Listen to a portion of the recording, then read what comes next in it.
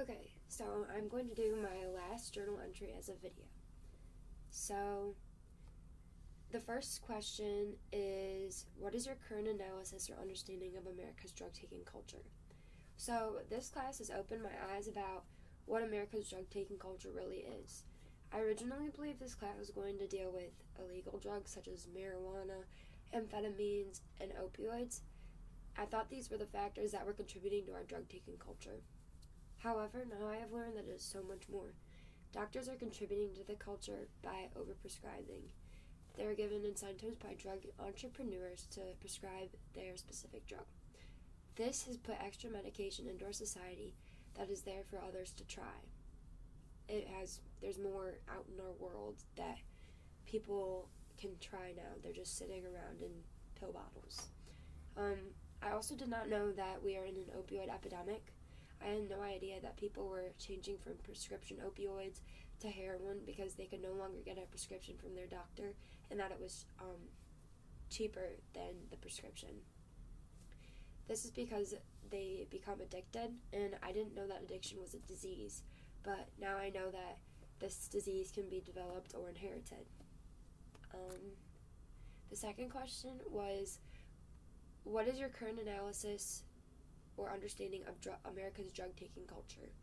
So I originally believed that peer pressure was the only reason that would influence someone to take medication other than their doctor prescribing it to someone.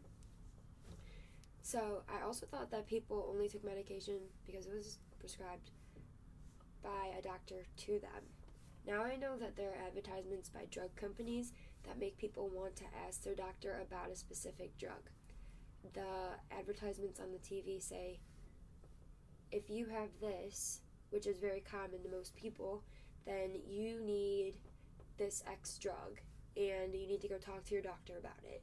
And that influences people to go talk to their doctor. And I learned that it puts a strain on the doctor and patient relationship, and you're also using self-diagnosing behaviors when you're saying, oh, I have this because I meet this criteria. So, yeah, I learned that there's also over-the-counter drugs that influence people to self-medicate or self-prescribe. These drugs are quick fixes that people turn to because of our fast-paced society.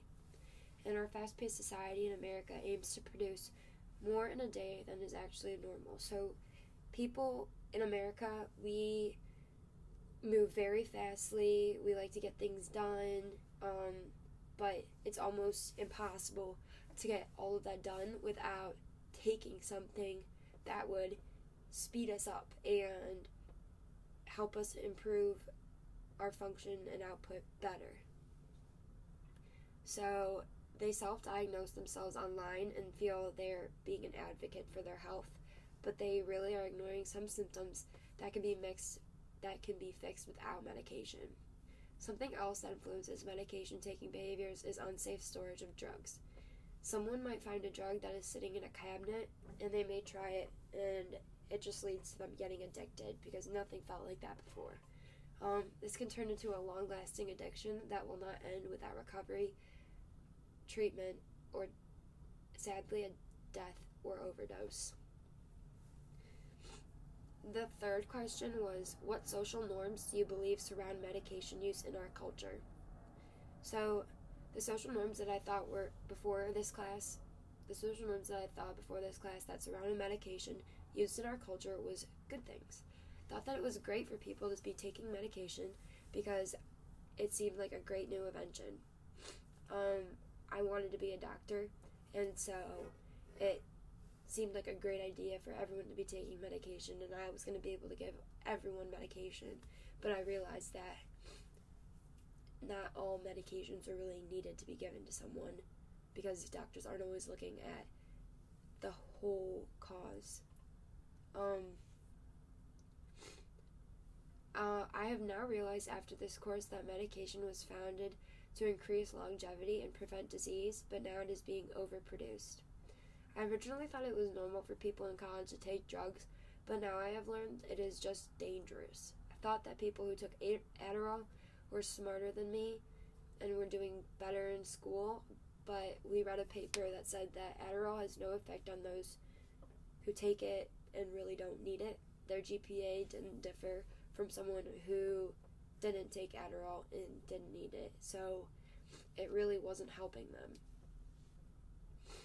I think the fact that we live in fast-paced society has created the social norm to take medications. I also believe that the advertisements we see on TV are influencing our medication use to be normal when we don't even need the medication.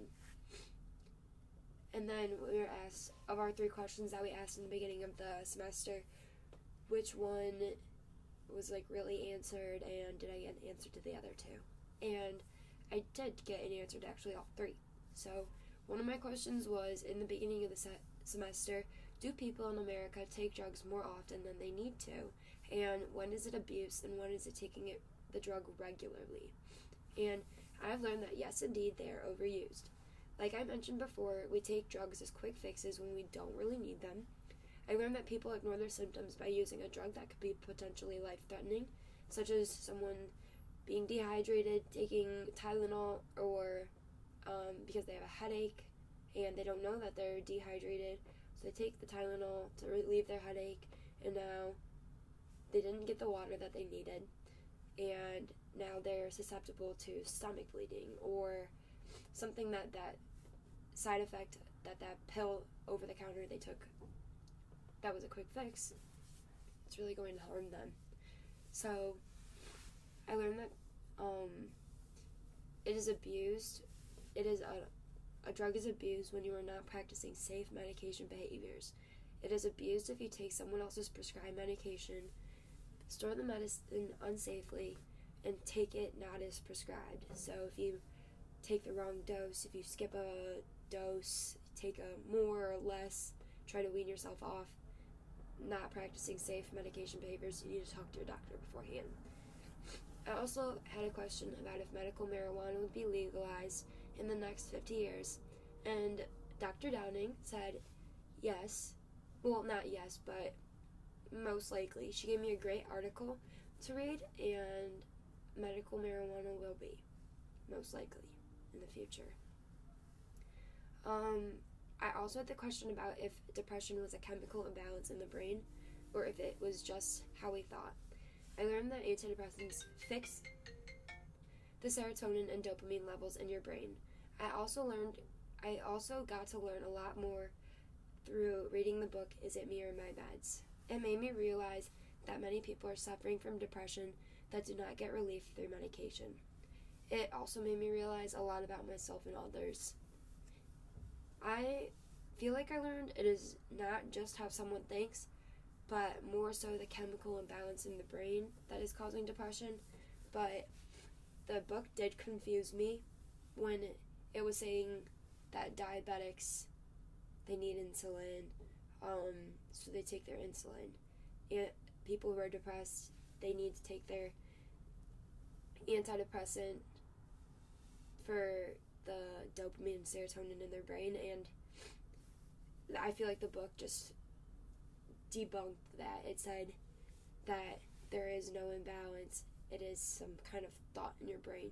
So that book did confuse me a little bit in the end, but I feel like throughout the lecture we did learn that it is an imbalance and that it's not just your thinking. And then the last 2 questions were, student believes course provided a significant opportunity to analyze major forms of human thought and aspects of America's drug-taking culture. I said strongly agree. And then student believes course provided a significant opportunity to evaluate how ideas influence the healthcare beliefs, attitudes, and social norms which guide medication-taking behaviors. And I said strongly agree. And I just want to say thank you for this semester. Thank you, Dr. Downing. Thank you to the whole staff, and I love this class. Thank you so much.